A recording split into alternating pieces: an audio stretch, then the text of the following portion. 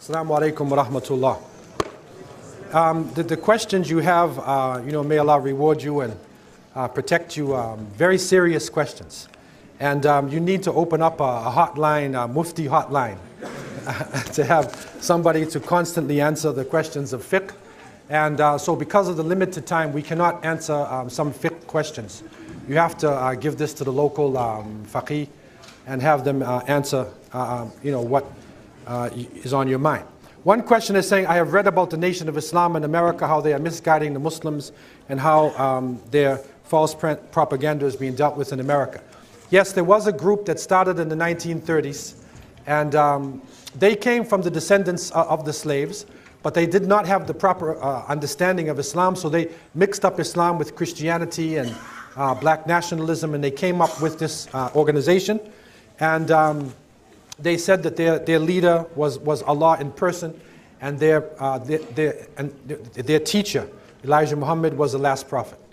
And so, but this was identified as being false teachings, and one of their followers, Malcolm X, he rebelled against them and came into real Islam, and then realized that it is the religion of all nations, all colors, and Allah subhanahu wa ta'ala is above 7 heavens.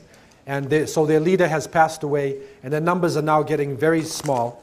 Even their recent leader, Minister Louis Farrakhan, is not well, and the group is going down. And they are basically coming into the mainstream of Islam. So this is something of the past, and it is no longer having a big impact in America.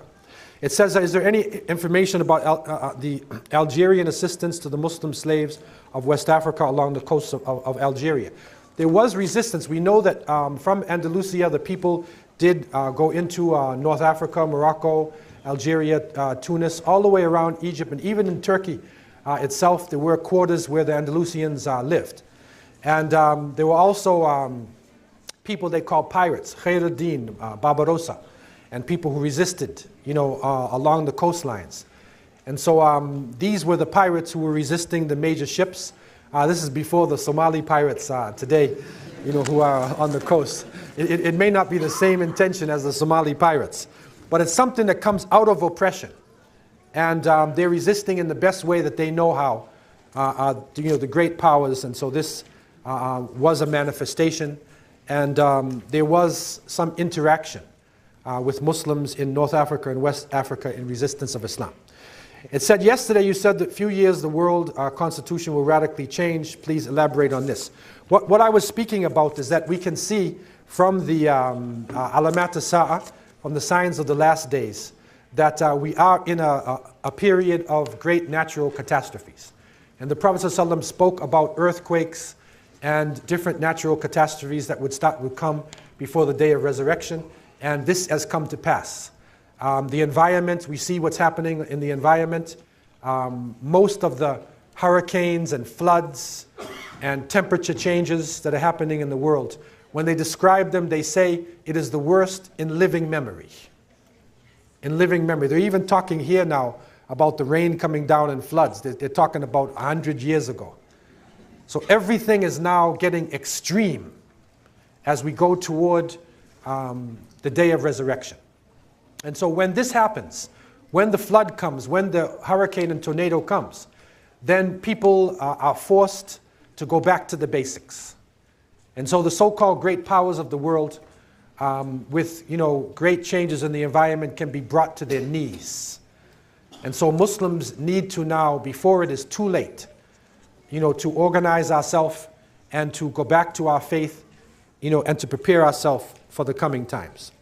What do you suggest for someone who is weak in faith and used to do many negative acts, and they struggle now to deal with their deen? There's a lot of questions like this. And it is important for us that we try to understand, and this is important when we're teaching ibadah, not just to teach somebody how to make salat, but why do we make salat? Not just how do we fast in Ramadan, but why are we fasting in Ramadan? We need to know more now about the rituals that we are doing. Because if we just do rituals without understanding why we are doing it, if we don't talk to Allah, in a sense, when we are making our salat, we have a chance to communicate with the creator of the heavens and the earth. If we just look at salat as a duty that we're doing, going up and down and doing it because everybody else is, and don't make it personal, then it becomes difficult. But when we realize that that salat is a chance for us to communicate with the creator, and changes can happen in our life, dua is real, then the salat becomes a source of strength when you are in trouble. That's why the Prophet ﷺ would say to Bilal, arihna bis salat. You know, make us relaxed with salat. It wasn't a burden to make salat. It was relaxation. And in Ramadan, when we make Salatul Taraweeh, it is supposed to be relaxation.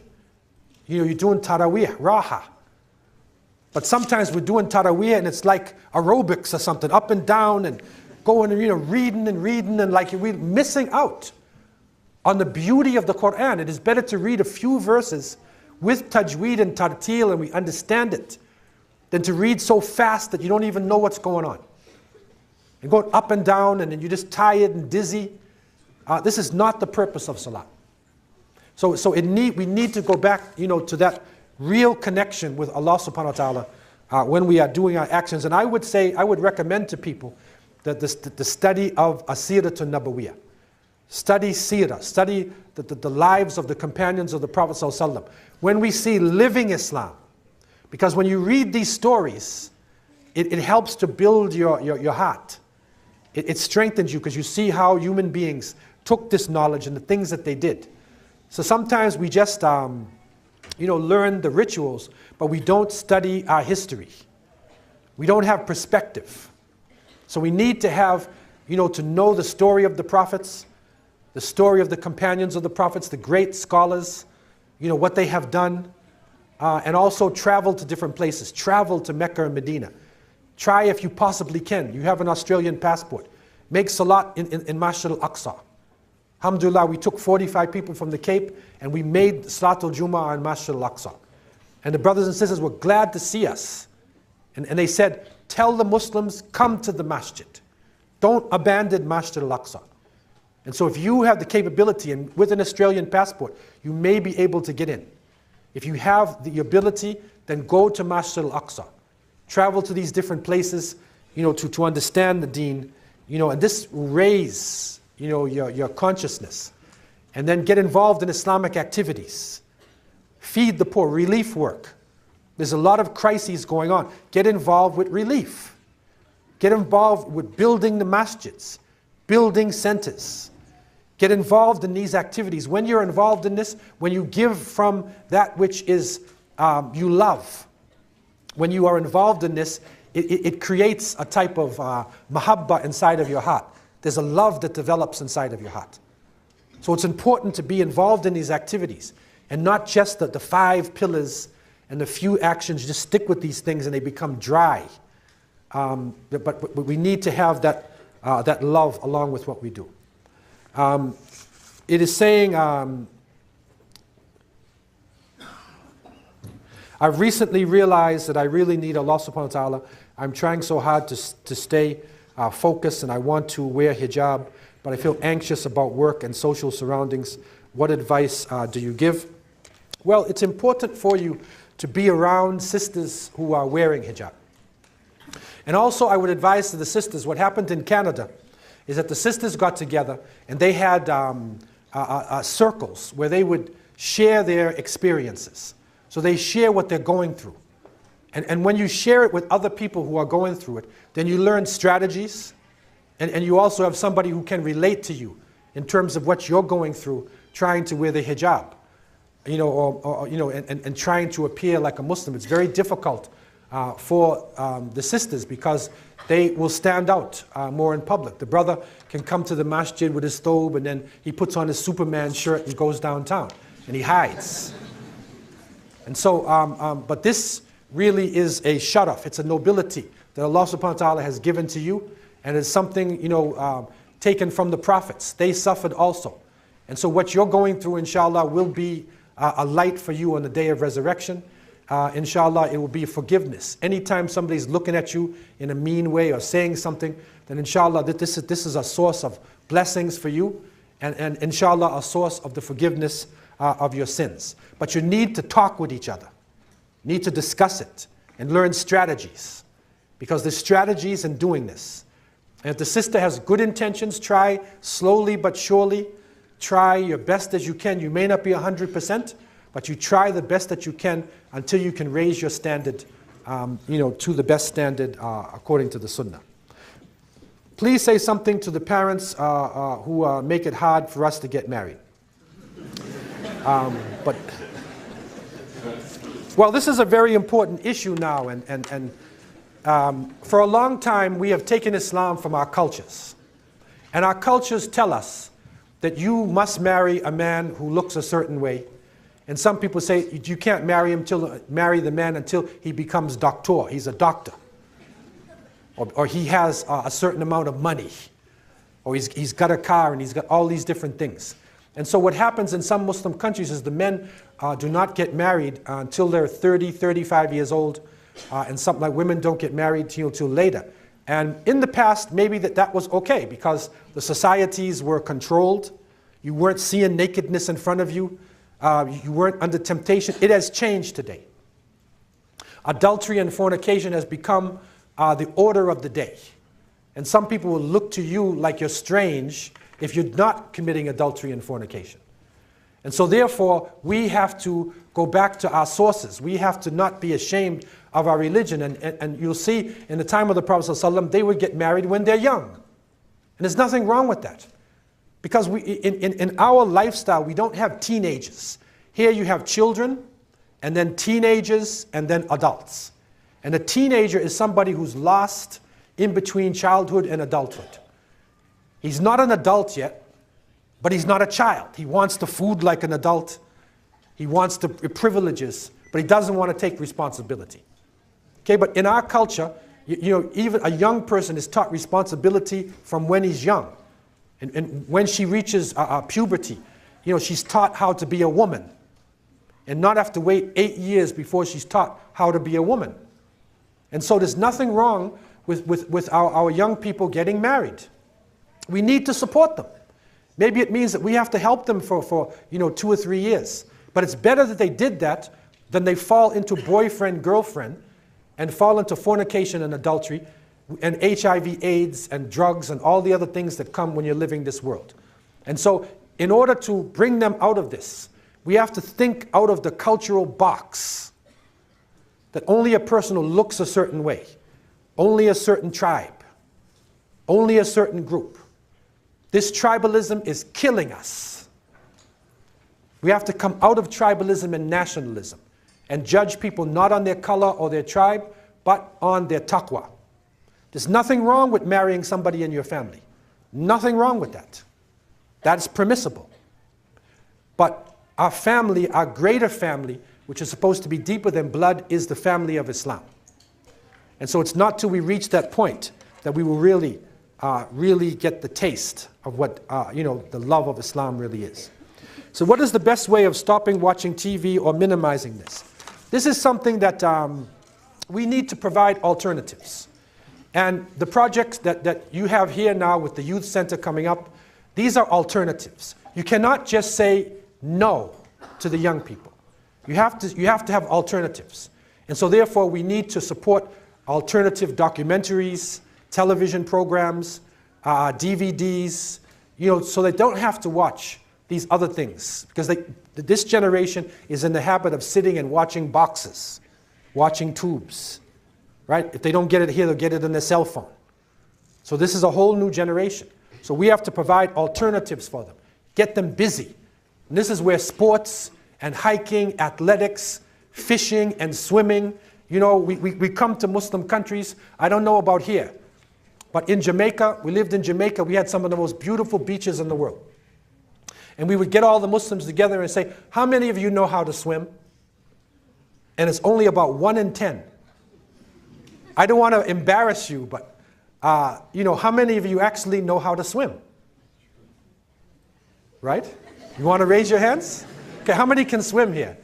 Okay, mashallah, that's not bad. That's not bad, but it's only about 50% maybe. So 50% of us living here, you know, in the beautiful Australia with the, you know, coastlines and beaches and everything, you know, and we can't swim. How many of you have ever caught a fish? I don't mean catch it in the supermarket, right? But how many of you put on your bait and threw it out and caught a fish? Raise your hand. MashaAllah, that's not bad. That's not bad. And so these are the things that we have to learn.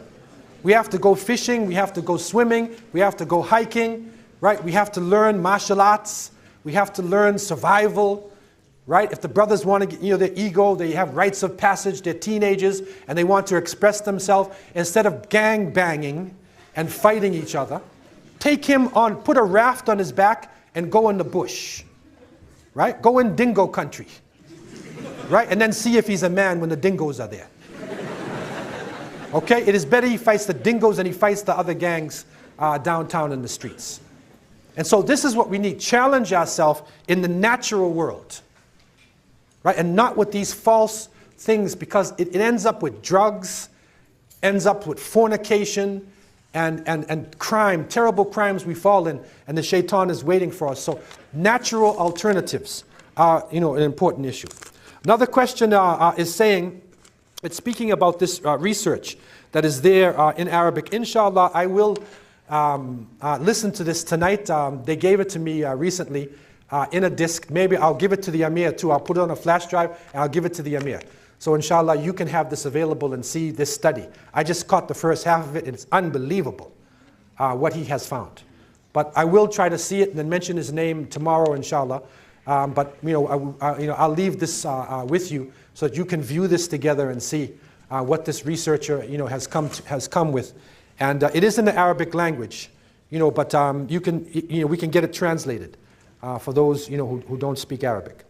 It says, my friends make fun of me when I don't want to talk to boys and join their parties and music and dancing, and you know, they know it's wrong, but they don't believe you can behave. Well, you know, it's important, and one of the issues coming up in our 40 Hadith of Islamic Revival, which we're doing a course at ISNA headquarters, and inshallah I'll be leaving this text with you as a metan. The Prophet ﷺ said in one of the, you know, traditions, he said that a person, al-maru ala dini khalili, fel yandur ahadukum men yukhalilu, O kama qala alayhi salatu. He said the person will be on the religion of his friend. And so make sure who are your friends. This is an important thing. This deals with what we call today peer pressure. It's peer pressure.